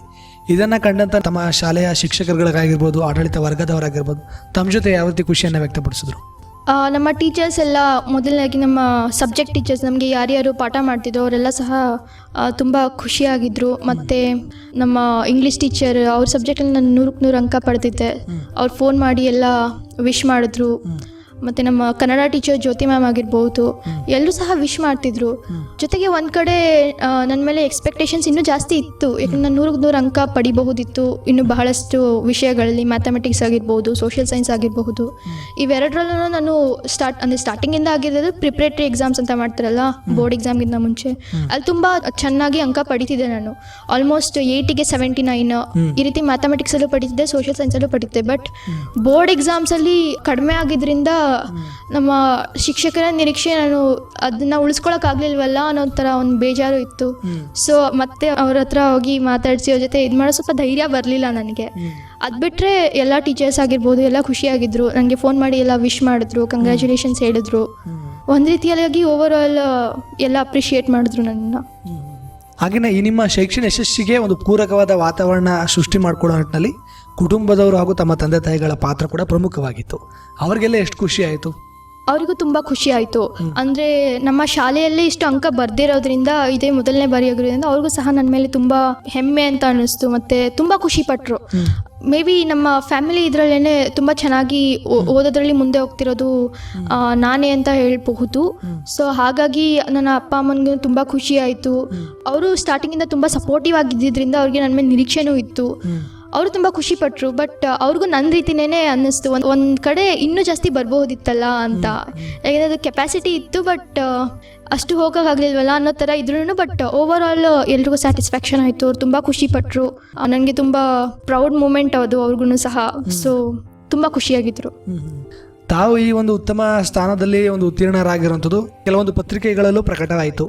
ಇದನ್ನು ಗಮನಿಸಿದಂತಹ ಸಾರ್ವಜನಿಕರಾಗಿರ್ಬೋದು, ತಮ್ಮ ಅಕ್ಕಪಕ್ಕದ ಮನೆಯವರಾಗಿರ್ಬೋದು, ಸಂಬಂಧಿಕರಿಗಾಗಿರ್ಬೋದು, ಎಷ್ಟೆಲ್ಲ ಖುಷಿ ಹಂಚ್ಕೊಂಡ್ರು ತಮ್ಮ ಜೊತೆ? ಎಲ್ಲರೂ ತುಂಬ ಖುಷಿಪಟ್ಟರು. ಅಂದರೆ ನ್ಯೂಸ್ ಪೇಪರ್ ಆಗಿರ್ಬೋದು ಅಥವಾ ನಾವು ಸ್ಟೇಟಸಲ್ಲಿ ಏನು ನಮ್ಮ ತಂದೆ ತಾಯಿ ಹಾಕೊತಿದ್ರು ಅದನ್ನೆಲ್ಲ ನೋಡಿನೂ ಸಹ ಎಲ್ಲ ತುಂಬ ಖುಷಿಪಟ್ಟು ಫೋನ್ ಮಾಡಿ ಹೇಳ್ತಿದ್ರು, ನೀನು ಚಿಕ್ಕದ್ರಿಂದ ತುಂಬ ಚೆನ್ನಾಗಿ ಓದ್ತಿದ್ದೆ, ಇವಾಗಲೂ ತುಂಬ ಚೆನ್ನಾಗಿ ಓದ್ತಿದ್ಯಾ, ಮುಂದೆ ನಿನಗೆ ಒಳ್ಳೆ ಭವಿಷ್ಯ ಇದೆ, ಹೀಗೆ ಮುಂದೆ ಹೋಗಮ್ಮ ಅಂತೆಲ್ಲ ಪ್ರೋತ್ಸಾಹನೆ ಕೊಟ್ಟು ಎಲ್ಲರೂ ಸಹ ಆಲ್ಮೋಸ್ಟ್ ನಮ್ಮ ಅಮ್ಮನ ಕಡೆ ಆಗಿರ್ಬೋದು, ಅಪ್ಪನ ಕಡೆ ಆಗಿರ್ಬೋದು, ಅಥವಾ ನನ್ನ ಫ್ರೆಂಡ್ಸ್ ಆಗಿರಬಹುದು, ಫ್ರೆಂಡ್ಸ್ ಪೇರೆಂಟ್ಸ್ ಆಗಿರಬಹುದು, ಎಲ್ಲ ಕಾಲ್ ಮಾಡಿ ಒಂದು ಒಳ್ಳೆ ಕಂಗ್ರ್ಯಾಚುಲೇಷನ್ಸ್ ಹೇಳಿ ಒಳ್ಳೆ ವಿಷಯಗಳನ್ನ ಕೊಡ್ತಿದ್ರು. ಹಾಗಿದ್ರೆ ಈ ಒಂದು SSLC ಪರೀಕ್ಷೆಯ ಶೈಕ್ಷಣಿಕ ಯಶಸ್ಸು ಪ್ರಸ್ತುತ ಆದರೆ ಮುಂದಿನ ಭವಿಷ್ಯದ ಗುರಿಗಳೇನು? ಆ ಗುರಿಯನ್ನು ಈಡೇರಿಸಿಕೊಳ್ಳೋ ನಿಟ್ಟಿನಲ್ಲಿ ಈಗಲಿಂದ ಏನೆಲ್ಲ ಪ್ರಯತ್ನಗಳನ್ನು ಮಾಡಬೇಕು ಅಂತ ಅಂದ್ಕೊಂಡಿದ್ದೀರಾ? ಸೊ ಇವಾಗ 10th ಆದಮೇಲೆ ನನ್ನ ಗುರಿ ಏನಪ್ಪ ಅಂತಂದರೆ MBBS ಪರ್ಸ್ಯೂ ಮಾಡಬೇಕು ನಾನು. ಸೊ ಅದಕ್ಕೋಸ್ಕರ ನನಗೆ ಸೈನ್ಸ್ ವಿಷಯದಲ್ಲಿ ಅತಿ ಹೆಚ್ಚು ಆಸಕ್ತಿ ಇರೋದ್ರಿಂದ ನಾನು PCMB ಕೋರ್ಸ್ ತೊಗೊಂಡು ಅದನ್ನು ನೀಟ್ ಬರಿಬೇಕು ಅಂತ ಇದ್ದೀನಿ. ನೀಟ್ ಆದಮೇಲೆ MBBS ಸಹ ಮಾಡಬೇಕು ಅಂತ ಇದ್ದೀನಿ. ಅದಾದಮೇಲೆ ನಾನು ಉನ್ನತ ಎಜುಕೇಷನ್ನ ಪಡ್ಕೊಳ್ಳೇಬೇಕು ಅಂತ ಇದ್ದೀನಿ. ಅಲ್ಲಿವರೆಗೆ ನನ್ನ ಮೈಂಡ್ಸೆಟ್ ಚೇಂಜ್ ಆಗಿರ್ಬೋದು, ಹಲವಾರು ವಿಷಯಗಳನ್ನ ಕಲಿತು ಇನ್ನೂ ಮೇಲೆ ಹೋಗಬೇಕು ಅಂತ ಅನ್ನಿಸ್ಬಹುದು. ಸೊ ಆ ನಿಟ್ಟಿನಲ್ಲಿ ನಾನು ಹೈಯರ್ ಎಜುಕೇಷನ್ ಪಡ್ಕೊಂಡು ಇನ್ನೂ ಮುಂದೆ ಹೋಗಬೇಕು ಅನ್ನೋ ಒಂದು ಆಸೆ ಇದೆ. ತಮ್ಮ ಮುಂದಿನ ಎಲ್ಲ ಶೈಕ್ಷಣಿಕ ಗುರಿಗಳಿಗೆ ಶುಭವಾಗಲಿ ಅಂತ ನಾವು ಕೂಡ ಆಶಿಸ್ತೀವಿ. Thank you so much sir. ಅದೇ ರೀತಿ ಈಗ ಮುಂದೆ ಹೊಸ ಬ್ಯಾಚ್ನ SSLC ವಿದ್ಯಾರ್ಥಿಗಳು ತರಗತಿಗಳಿಗೆ ಬರ್ತಾರೆ. ಅವರು ನಿಮ್ಮ ಥರನೇ ಒಂದು ಉನ್ನತ ದರ್ಜೆಯಲ್ಲಿ ಈ ಒಂದು SSLC ಪರೀಕ್ಷೆಯನ್ನು ಎದುರಿಸಿ ಉನ್ನತ ಅಂಕಗಳೊಂದಿಗೆ ಉತ್ತೀರ್ಣರಾಗೋ ನಿಟ್ಟಿನಲ್ಲಿ ತಮ್ಮ ಅನುಭವದ ಪ್ರಕಾರ ಅವರಿಗೆ ಒಂದು ಓದಿನ ಕ್ರಮದಲ್ಲಾಗಿರ್ಬೋದು, ಅಭ್ಯಾಸದಲ್ಲಾಗಿರ್ಬೋದು ಏನು ಸಲಹೆಯನ್ನು ಕೊಡೋದಕ್ಕೆ ಇಷ್ಟಪಡ್ತೀರಾ? ಇದ್ರ ಬಗ್ಗೆ ತುಂಬ ಯೋಚನೆ ಮಾಡ್ತಿದ್ದೆ ನಾನು, ಏನು ಹೇಳ್ಬೋದು ನಾನು ಅಂತ. ಎಲ್ಲರೂ ಹೇಳ್ತಾರೆ ಹಾರ್ಡ್ ವರ್ಕ್ ಮಾಡಬೇಕು, ತುಂಬ ಶ್ರಮ ಪಡಬೇಕು, ಆ ದಿನದಲ್ಲಿ ಏನು ಮಾಡಿರ್ತಾರೆ ಅದನ್ನೇ ಓದ್ಕೋಬೇಕು ಅಂತ. ಬಟ್ ನಾನು ಏನು ಹೇಳೋದಕ್ಕೆ ಇಷ್ಟಪಡ್ತೀನಿ ಅಂದರೆ ನನ್ನ ಜೂನಿಯರ್ಸ್ಗೆ ಇದೊಂದು ಒಂದು ತುಂಬ ಏನೋ ಮೈಂಡ್ಸೆಟ್ ಪ್ರಕಾರ. ಸೊ ಏನಪ್ಪ ಅಂತ ಹೇಳಿದ್ರೆ, ಬಹಳಷ್ಟು ಜನ ವಿದ್ಯಾರ್ಥಿಗಳು ಏನು ಅನ್ಕೊತಾರೆ ಅಂತಂದರೆ ಎಜುಕೇಷನ್ ಅನ್ನೋದು ಒಂದು ತಲೆನೋವು ಥರ, ಬರ್ಡನ್ ಥರ ಫೀಲ್ ಮಾಡ್ತಾರೆ. ಎಜುಕೇಷನ್ ಅಂದರೆ ಸಿಕ್ಕಾಪಟ್ಟೆ ಕಷ್ಟ, ಹೆಂಗಾದರೂ ಮಾಡಿ ಇದೊಂದು ಮುಗಿಸ್ಬಿಟ್ರೆ ಜೀವನದಲ್ಲಿ ಒಂದು ಏನೋ ಸ್ಟೇಟಸ್ಸು ಸಿಗುತ್ತೆ, ಆಮೇಲೆ ಹೆಂಗೋ ನಾನು ಏನೋ ಮಾಡ್ಕೊಡ್ಬೋದು ಅಂತ. ಈ ಒಂದು ಮೆಂಟಾಲಿಟಿ ಇರೋದ್ರಿಂದ ಬಹಳಷ್ಟು ಜನ ವಿದ್ಯಾರ್ಥಿಗಳಿಗೆ ಏನಾಗುತ್ತೆ ಅಂತಂದರೆ ಎಕ್ಸಾಮ್ ಬಂತು ಅಂದರೆ ಯಾಕಪ್ಪ ಬಂತು ಅನ್ನೋ ರೀತಿ ಆಗುತ್ತೆ. ಎಜುಕೇಷನ್ಗೂ ಅವ್ರಿಗೊಂದು ಸ್ವಲ್ಪ ಆಗ್ ಬರ್ದಿರೋ ತರ ಒಂದು fight ಇರುತ್ತೆ. ಇದಿರುತ್ತೆ. ಹಾ, ಪೇರೆಂಟ್ಸ್ಗಳು ಎಜುಕೇಶನ್ ಕೊಡಿಸ್ತಿದ್ದಾರೆ, ಅದಕ್ಕೆ ಮಾಡ್ಲೇಬೇಕು ಅನ್ನೋ ಒಂದು ಇದರಲ್ಲಿ ಇರ್ತಾರೆ. ಸೊ ನಾನು 10th ಸ್ಟ್ಯಾಂಡರ್ಡ್ ಇರ್ಬೇಕಾದ್ರೆ ನಮ್ಮ ಒಬ್ರು ಫಿಸಿಕ್ಸ್ ಲೆಕ್ಚರರ್ ಇದ್ರು PUC ಲಿ, ರವಿಶಂಕರ್ ಸರ್ ಅಂತ ಹೇಳ್ಬಿಟ್ಟು. ಅವರು ಇದೊಂದು ನಮಗೆ ಸೆಷನ್ ತಗೊಂಡು ಇದೊಂದು ಲೈನ್ ಹೇಳಿದ್ರು ನನಗೆ, don't study for exams, instead study to learn ಅಂತ. ಎಕ್ಸಾಮ್ಗೋಸ್ಕರ ಓದಬೇಡಿ, ಕಲಿಯೋದಕ್ಕೋಸ್ಕರ ಓದಿ ಅಂತ. ಆ ಕ್ಷಣದಲ್ಲಿ ನನಗೆ ಅದು ಅರ್ಥ ಆಗದೇ ಇದ್ರು ಸಹ ಮುಂದೆ ಹೋಗ್ತಾ ಹೋಗ್ತಾ ಹೇಗೆ ನಾನು 10th ಮುಗಿಸ್ದೆ, ಅವಾಗ ಅದ್ರದ್ದು ಅರ್ಥ ಗೊತ್ತಾಗೋದಕ್ಕೆ ಶುರು ಆಯಿತು. ಸೊ ಆ ರೀತಿ ಹೇಳ್ಬೇಕು ಅಂದರೆ ನಾನು ಯೋಚನೆ ಮಾಡ್ತಿದ್ದ ರೀತಿನೇ ಬದಲಾಗೋಯ್ತು. ಸೊ ನಾನು ನನ್ನ ಜೂನಿಯರ್ಸ್ಗೆ ಏನು ಹೇಳೋದಕ್ಕೆ ಇಷ್ಟಪಡ್ತೀನಿ ಅಂತಂದರೆ, ಎಜುಕೇಷನ್ ಅನ್ನೋದು ಒಂದು ನಮ್ಮೆಲ್ಲರಿಗೂ ಸಿಕ್ಕಿರೋ ಒಂದು ವಿಶೇಷವಾದಂತಹ ಒಂದು ಅವಕಾಶ, ಪ್ರಿವಿಲೇಜ್. ಅದು ಬರ್ಡನ್ ಅಲ್ಲ, ತಲೆನೋವಲ್ಲ, ನಿಮ್ಮ ತಂದೆ ತಾಯಿ ನಿಮಗೆ ಮಾಡಿ ಅಂತ ಹೇಳ್ತಿರೋದಲ್ಲ. ಎಜುಕೇಷನ್ ಇರೋದೇನೆ ನಿಮ್ಗೆ ಕಲಿತು ಪ್ರಪಂಚದ ಜ್ಞಾನ ತಗೊಂಡು ಒಳ್ಳೆ ನಾಗರಿಕರಾಗಿ ಅಂತ. ಸೊ ಈ ರೀತಿ ಒಂದು ನೀವು ಕಲಿಯೋದಕ್ಕೆ ನಾನು ಓದ್ತಿದ್ದೀನಿ ಅಂತ ನೀವು ತಲೆಯಲ್ಲಿ ಕೂರಿಸ್ಕೊಂಡಾಗ, ಎಕ್ಸಾಮ್ ಬಂದಾಗ ಎಕ್ಸಾಮ್ನ ನೀವು ಹೇಗೆ ನೋಡ್ತೀರಾ ಅಂತಂದರೆ, ಎಕ್ಸಾಮ್ ಅಲ್ವಾ, ಸೊ ನಾನು ಏನು ಕಲ್ತಿದ್ದೀನಿ ಅದನ್ನು ಟೆಸ್ಟ್ ಮಾಡ್ಕೊಳ್ಳೋ ಒಂದು ವಿಧ ಅಂತ ನೋಡ್ತೀರಾ ನೀವು. ಸೊ ಅವಾಗ ಈ ಒಂದು ಮೆಂಟಾಲಿಟಿ ಎಷ್ಟು ಹೆಲ್ಪ್ ಆಗುತ್ತೆ ಅಂತಂದರೆ, ಆಲ್ಮೋಸ್ಟ್ ಅವ್ರು ಯೋಚನೆ ಮಾಡೋ ರೀತಿನೇ ಬದಲಾಗುತ್ತೆ. ಎಜುಕೇಷನ್ ಜೊತೆಗೆ ಸಿಕ್ಕಾಪಟ್ಟೆ ಗೊಂದಲಗಳು ಇಟ್ಕೊಂಡಿರ್ತಾರೆ ಮೊದಲು. ನೆಕ್ಸ್ಟ್ ಈ ರೀತಿ ನಾನು ಕಲಿಯೋದಕ್ಕೆ ನಾನು ಎಜುಕೇಷನಲ್ಲಿ ಇರೋದು ಅಂತ ಯೋಚಿಸಿದಾಗ ತುಂಬ ಹೆಲ್ಪ್ ಆಗುತ್ತೆ. ಅವ್ರು 10th ಸಹ ಅವರೇ ಇಷ್ಟಪಟ್ಟು ಓದೋದಕ್ಕೆ ಶುರು ಮಾಡ್ತಾರೆ, ಕಷ್ಟಪಡ್ತಾರೆ. ಸೊ ಒಳ್ಳೆ ಅಂಕಗಳನ್ನ ಸಹ ಪಡ್ಕೊತಾರೆ. ಈ ಒಂದು ಸಲಹೆ ಕೊಡೋದಕ್ಕೆ ಇಷ್ಟಪಡ್ತೀನಿ. ಬಹಳ ಉತ್ತಮವಾದ ಸಲಹೆಯನ್ನೇ ಮುಂಬರುವಂಥ ವಿದ್ಯಾರ್ಥಿಗಳಿಗೆ ತಾವು ನೀಡಿದ್ದಾರೆ. ಈಗ ಕಾರ್ಯಕ್ರಮದ ಕೊನೆಯದಾಗಿ ತಮ್ಮ ಮಾತುಗಳನ್ನು ಕೇಳ್ತಾರಂಥ ನಮ್ಮ ಜನಧ್ವನಿ ಕೇಳುಗರಿಗಾಗಿರ್ಬೋದು, ತಾಲೂಕಿನ ಸಮುದಾಯದ ಜನತೆಗೆ, ಅದರಲ್ಲಿ ವಿಶೇಷವಾಗಿ ಪೋಷಕರಿಗೆ ಅಥವಾ ವಿದ್ಯಾರ್ಥಿಗಳಿಗೆ ಏನು ಕಿವಿ ಮಾತನ್ನು ಹೇಳಕ್ಕೆ ಇಷ್ಟಪಡ್ತೀರಾ? ನಾನು ವಿದ್ಯಾರ್ಥಿನಿಯಾಗಿ ಇನ್ನೂ ಓದ್ತಿರೋದ್ರಿಂದ ಈ ಒಂದು ಸಲಹೆ ಹೇಳೋದಕ್ಕೆ ನಾನು ಅಷ್ಟೊಂದು ದೊಡ್ಡವಳಲ್ಲ. ಬಟ್ ನನ್ನ ಒಂದು ಅಭಿಪ್ರಾಯ, ನನ್ನ ಒಂದು ಏನು ಒಪಿನಿಯನ್ ಅನ್ನೋದನ್ನ ನಾನು ಹಂಚ್ಕೊಳ್ಳೋದಕ್ಕೆ ಇಷ್ಟಪಡ್ತೀನಿ. ನೋಡೋದಾದರೆ, ಯಾವ ಧರ್ಮ, ಯಾವ ಕುಲ, ಯಾವ ಮೇಲ್ಜಾತಿ, ಯಾವ ಕೀಳ್ಜಾತಿ, ಯಾವ ಬಡವ, ಯಾವ ಶ್ರೀಮಂತ, ನೋಡೋದಾದರೆ ನಾವೆಲ್ಲ ಮನುಷ್ಯರೇ. ನಮ್ಮೆಲ್ಲರಲ್ಲೂ ಒಂದು ಸಾಮಾನ್ಯವಾಗಿರುವಂಥ ಅಂಶ ಅಂದರೆ ಜೀವ. ನಾವೆಲ್ಲರೂ ಮನುಷ್ಯರೇನೆ, ಮನುಕುಲದ ಒಂದು ಅಂಶ ನಾವಷ್ಟೇ. ಹಾಗೆ ನೋಡೋದಾದ್ರೆ ನಮ್ಮೆಲ್ಲರ ಹತ್ರನೇ ಜೀವ ಇದೆ, ನಾವೆಲ್ಲರೂ ಒಂದೇನೇನೆ. ಈ ಒಂದು ಇದನ್ನ ತಲೆಲಿಟ್ಕೊಂಡು ಸ್ವಾರ್ಥಕ್ಕೋಸ್ಕರ ಓದೋದಕ್ಕೆ ಹೋಗಬೇಡಿ. ಎಜುಕೇಷನ್ ಪರ್ಪಸ್ನ ಅರ್ಥ ಮಾಡ್ಕೊಳ್ಳಿ. ಪೇರೆಂಟ್ಸ್ ಆಗಿರ್ಬೋದು, ಸ್ಟೂಡೆಂಟ್ಸ್ ಆಗಿರ್ಬೋದು. ಎಜುಕೇಷನ್ ಇರೋದೇನೆ ಕಲಿತು ಪ್ರಪಂಚದ ಜ್ಞಾನ ಪಡ್ಕೊಂಡು ನಾವು ಇರೋವಂತಹ ಈ ಪೃಥ್ವಿ, ಈ ಒಂದು ಭೂಮಿಗೆ ನಮ್ಮ ಕೊಡುಗೆ ಏನಾಗುತ್ತೆ ಅದನ್ನು ಕೊಟ್ಟು ನಮ್ಮ ಜೀವನ ಮುಗಿಸೋದಕ್ಕೆ. ಎಜುಕೇಷನ್ ಇರೋದು ಸುಮ್ಮನೆ ಓದ್ಬಿಟ್ಟು ಡಿಗ್ರಿ ತೊಗೊಂಡು ಜಾಬ್ ತೊಗೊಳೋದಕ್ಕಲ್ಲ. ನಾವೆಲ್ಲ ಒಂದೇ ಅಂತ ಅರ್ಥ ಮಾಡಿಕೊಂಡು ನಾವಿರೋ ಒಂದು ಈ ಒಂದು ಭೂಮಿಲಿ, ಬರೀ ದೇಶಕ್ಕೆ ಲಿಮಿಟ್ ಮಾಡ್ಕೊಳ್ಳೋದು ಬೇಡ. ನಾವಿರೋ ಒಂದು ಭೂಮಿಲಿ ನಮ್ಮ ಎಜುಕೇಷನಿಂದ, ನಮ್ಮ ಪ್ರಪಂಚ ಜ್ಞಾನದಿಂದ ನಮ್ಮ ಕೈಲಿ ಏನು ಕೊಡುಗೆ ಆಗುತ್ತೆ ಅದನ್ನು ನಾವು ಕೊಟ್ಬಿಟ್ಟು ಹೋಗಬೇಕು. ಸೊ ಪೇರೆಂಟ್ಸ್ ಆಗಿರಲಿ, ಪೇರೆಂಟ್ಸ್ ಆದರೆ ನಿಮ್ಮ ಮಕ್ಕಳಿಗೆ ಈ ಒಂದು ಇದನ್ನು ಹೇಳಿ, ವಿದ್ಯಾರ್ಥಿಗಳು ಯಾವುದೋ ಕೇಳಿಸ್ಕೊತಿದ್ರೆ ಅರ್ಥ ಮಾಡ್ಕೊಳ್ಳಿ. ಸೊ ಈ ಒಂದು ರೀತಿ ತುಂಬ ದೊಡ್ಡದಾಗಿ ಯೋಚನೆ ಮಾಡೋದ್ರಿಂದ ನಿಮ್ಮ ಮನಸ್ಥಿತಿ ಆಗಿರಬಹುದು ಅದು ತುಂಬ ಮೇಲೆ ಹೇಳುತ್ತೆ. ಸೊ ನಿಮ್ಮ ಅದು ಆ್ಯಕ್ಷನ್ಸಲ್ಲೂ ಅದು ಕಾಣಿಸ್ಕೊಳ್ಳುತ್ತೆ. ನೀವು ಒಳ್ಳೆ ಎಜುಕೇಷನ್ ಪಡ್ಕೋಬಹುದು. ಸೊ ಸ್ವಾರ್ಥಕ್ಕೋಸ್ಕರ ಓದಬೇಡಿ, ನಿಮ್ಮ ಫ್ಯೂಚರ್ಗೋಸ್ಕರ ಓದಿದ್ರೂ ಸಹ ನೀವಿರೋ ಒಂದು ಈ ಒಂದು ನಾಡಿನಲ್ಲಿ, ಈ ಒಂದು ಭೂಮಿಗೆ ನೀವು ಏನು ಕೊಡುಗೆ ಕೊಡಬಹುದು ಅದನ್ನು ತಲೆಲಿಟ್ಕೊಂಡು ನಿಮ್ಮಿಂದ ಏನಾಗುತ್ತೆ ಅನ್ನೋ ಕೊಡುಗೆ ಕೊಡಿ. ಸೊ ಪ್ರಪಂಚ ಜ್ಞಾನ ಪಡ್ಕೊಳ್ಳಿ. ಓದೋದನ್ನೋದು, ಎಜುಕೇಷನ್ ಅನ್ನೋದು ಒಂದು ಬರ್ಡನ್ ಅಲ್ಲ, ಅದೊಂದು ಒಳ್ಳೆ ಅವಕಾಶ. ಪ್ರಪಂಚ ಜ್ಞಾನ ಪಡ್ಕೊಳ್ಳೋದಕ್ಕೆ ರಿಯಲೈಸ್ ಮಾಡ್ಕೋಬೇಕು ಎಲ್ಲರೂ. ಇದೊಂದು ಸಂದೇಶ ಕೊಡೋದಕ್ಕೆ ಇಷ್ಟಪಡ್ತೀನಿ. ಬಹಳ ಸಂತೋಷ ಸೃಜನಶ್ರೀ ಅವರೇ. ಇಷ್ಟೊತ್ತು ನಮ್ಮ ಯುವಚೇತನ ಕಾರ್ಯಕ್ರಮದಲ್ಲಿ ತಾವು ಭಾಗವಹಿಸಿ ತಾವೇನು ಪ್ರಸ್ತುತ CBSE central board of secondary education ಅಥವಾ ಕೇಂದ್ರೀಯ ಪ್ರೌಢಶಿಕ್ಷಣ ಮಂಡಳಿ SSLC ಪರೀಕ್ಷೆಯಲ್ಲಿ 95.4 ಅಂಕಗಳೊಂದಿಗೆ ಒಂದು ಉತ್ತಮ ದರ್ಜೆಯಲ್ಲಿ ಒಂದು ಶಾಲೆಗೆ ಪ್ರಥಮ ಸ್ಥಾನವನ್ನು ಪಡ್ಕೊಂಡು ಉತ್ತೀರ್ಣರಾದ ಅನುಭವ ಆಗಿರ್ಬೋದು, ಇದರ ಹಿಂದಿನ ತಮ್ಮ ಓದಿನ ಆಸಕ್ತಿ, ತಾವು ಅಭ್ಯಾಸ ಮಾಡಿದಂಥ ಕ್ರಮ ಆಗಿರ್ಬೋದು, ಇದಕ್ಕೆಲ್ಲ ಶಾಲಾ ಶಿಕ್ಷಕರು ಹಾಗೂ ಪೋಷಕರ ಸಹಕಾರ ಆಗಿರ್ಬೋದು, ಪರೀಕ್ಷೆಯ ಸಮಯದಲ್ಲಿ ತಮ್ಮ ಒಂದು ಮನಸ್ಥಿತಿ, ಆ ಸಂದರ್ಭದಲ್ಲಿ ತಾವು ಪರೀಕ್ಷೆಯನ್ನು ಎದುರಿಸಿದಂಥ ಪರಿಯಾಗಿರ್ಬೋದು, ಪರೀಕ್ಷೆಯ ಫಲಿತಾಂಶ ಬಂದಂಥ ಸಂದರ್ಭದಲ್ಲಿ ತಮಗಾದಂಥ ಖುಷಿ, ತಮ್ಮ ಹಿತೈಷಿಗಳಿಂದ ತಮಗೆ ಕೊಟ್ಟಂಥ ಪ್ರಶಂಸೆ ಆಗಿರ್ಬೋದು, ಮುಂದೆ ತಮ್ಮ ಮುಂದಿನ ಭವಿಷ್ಯದ ಗುರಿಗಳಾಗಿರ್ಬೋದು, ಮುಂಬರುವಂಥ ವಿದ್ಯಾರ್ಥಿಗಳು ಯಾವ ರೀತಿಯಾದಂಥ ಓದಿನ ಕ್ರಮವನ್ನು ಅನುಸರಿಸಿದ್ರೆ ಕೇವಲ ಪರೀಕ್ಷೆಯ ದೃಷ್ಟಿಯಲ್ಲಿ ಉತ್ತೀರ್ಣರಾಗೋ ನಿಟ್ಟಿನಲ್ಲಿ ಓದಲ್ದೆ ತನ್ನ ಒಂದು ಜ್ಞಾನ ಸಂಪಾದನೆಗೆ ಅಥವಾ ಒಂದು ಜ್ಞಾನಾರ್ಜನೆಗೆ ಒಂದು ಓದೋ ನಿಟ್ಟಿನಲ್ಲಿ ಅವ್ರು ಮುಂದೆ ಬಂದರೆ ಯಾವುದೇ ಒಂದು ಪರೀಕ್ಷೆಯಲ್ಲಿ ಒಂದು ಉನ್ನತವಾದ ಯಶಸ್ಸನ್ನು ಕಾಣ್ಬೋದು ಅನ್ನೋದು ಕುರಿತು ಬಹಳ ಉಪಯುಕ್ತ ಹಾಗೂ ಸ್ಫೂರ್ತಿದಾಯಕ ಮಾಹಿತಿಯನ್ನು ಒಳಗೊಂಡಂತೆ ತಮ್ಮ ಅನುಭವನ ನಮ್ಮ ಕಾರ್ಯಕ್ರಮದಲ್ಲಿ ತಾವು ಬಂದು ಹಂಚಿಕೊಂಡಿದ್ದಕ್ಕೆ ತಮಗೆ ತುಂಬ ಹೃದಯದ ಧನ್ಯವಾದಗಳನ್ನು ತಿಳಿಸೋದಕ್ಕೆ ಇಷ್ಟಪಡ್ತೀನಿ. ಧನ್ಯವಾದಗಳು ಸರ್. ತಮ್ಮ ಮುಂದಿನ ಭವಿಷ್ಯದ ಎಲ್ಲ ಗುರಿಗಳಿಗೆ ಶುಭವಾಗಲಿ. ಈ ಶೈಕ್ಷಣಿಕ ಕ್ಷೇತ್ರದಲ್ಲಿ ತಮಗೆ ಇನ್ನಷ್ಟು ಹೆಚ್ಚಿನ ಯಶಸ್ಸು ಸಿಗಲಿ ಅಂತ ಆಶಿಸ್ತಾ ಇಲ್ಲಿಗೆ ಇವತ್ತಿನ ಕಾರ್ಯಕ್ರಮವನ್ನು ಮುಕ್ತಾಯ ಮಾಡ್ತಾ ಇದ್ದೀನಿ. Thank you so much sir. Thank you so much. ಪ್ರಿಯ ಕೇಳುಗರೆ, ಇದುವರೆಗೂ ನೀವು ಕೇಳ್ತಾ ಇದ್ರಿ ನಮ್ಮ ಯುವಚೇತನ ಕಾರ್ಯಕ್ರಮದಲ್ಲಿ CBSE central board of secondary education ಅಥವಾ ಕೇಂದ್ರೀಯ ಪ್ರೌಢಶಿಕ್ಷಣ ಪರೀಕ್ಷಾ ಮಂಡಳಿಯ SSLC ಪರೀಕ್ಷೆಯಲ್ಲಿ 95.4 ಅಂಕಗಳೊಂದಿಗೆ ಉತ್ತೀರ್ಣರಾಗುವ ಮೂಲಕ ಶಾಲೆಗೆ ಕೀರ್ತಿ ತಂದಿರುವಂತಹ ಸರಗೂರು ಪಟ್ಟಣದ ವಿವೇಕ ಸ್ಕೂಲ್ ಆಫ್ ಎಕ್ಸಲೆನ್ಸ್ ಶಾಲೆಯ ವಿದ್ಯಾರ್ಥಿನಿಯಾದ ಕುಮಾರಿ ಸೃಜನಶ್ರೀ ರವರ ಜೊತೆಗಿನ ಸಂದರ್ಶನ ಕಾರ್ಯಕ್ರಮವನ್ನು ಕೇಳ್ತಾ ಇದ್ರಿ. ಇದಾಗಿತ್ತು ಇವತ್ತಿನ ನಮ್ಮ ಯುವಚೇತನ ಕಾರ್ಯಕ್ರಮ. ಮತ್ತೆ ಮತ್ತೊಂದು ಯುವಚೇತನ ಕಾರ್ಯಕ್ರಮದಲ್ಲಿ ಮತ್ತೊಬ್ಬ ಯುವ ಪ್ರತಿಭೆಯೊಂದಿಗೆ ತಮ್ಮನ್ನ ಮತ್ತೆ ಭೇಟಿಯಾಗ್ತೀನಿ. ಅಲ್ಲಿಯವರೆಗೂ ಕೇಳ್ತಾ ಇರಿ ಜನಧ್ವನಿ. ಇದು ನಿಮ್ಮ ನೆಚ್ಚಿನ ಹಾಗೂ ಮೈಸೂರಿನ ಮೊಟ್ಟ ಮೊದಲ ಸಮುದಾಯ ರೇಡಿಯೋ ಕೇಂದ್ರ 90.8 ಕಂಪನಾಂಕದಲ್ಲಿ ಸರಗೂರಿನಿಂದ ಪ್ರಸಾರವಾಗುತ್ತಿದೆ. ನಮಸ್ಕಾರ.